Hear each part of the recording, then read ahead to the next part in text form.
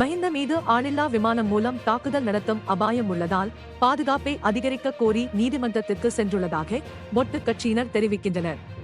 இதற்கிடையில் மஹிந்தவின் பாதுகாப்பு குறித்து சரத் பொன்சேகா பின்வருமாறு கூறுகின்றார். 30 வருடகால யுத்தத்தின் போதும் மஹிந்த ராஜபக்ஷவுக்கு மரண அச்சுறுத்தல் இருக்கவில்லை. 2005 தேர்தலில் மஹிந்த ராஜபக்ஷவின் தேர்தல் விஞ்ஞாபனத்தில் அவர் திரு பிரபாகரனை சந்தித்து இந்த நாட்டில் சமாதானத்தை ஏற்படுத்துவதற்கான சமாதானம் குறித்து கலந்துரையாடியதாக குறிப்பிடப்பட்டிருந்தது. நான் போரை ஏற்கவில்லை. போரினால் விடை காண முடியாது என்பது மஹிந்தவின் சிந்தனை. மஹிந்த ராஜபக்ஷ தமிழீழ விடுதலை புலிகளுக்கு ஆதரவான தலைவர். தவிர பயங்கரவாதிகளுக்கு இலக்கான தலைவரல்ல.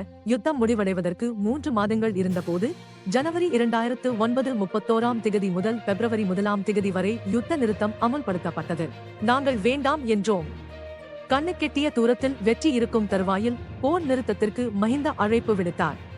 போர் நிறுத்தம் வழங்கப்படாவிட்டால் 3 நாட்களுக்கு பிறகு போரை முடிவுக்கு கொண்டு வந்திருப்போம்.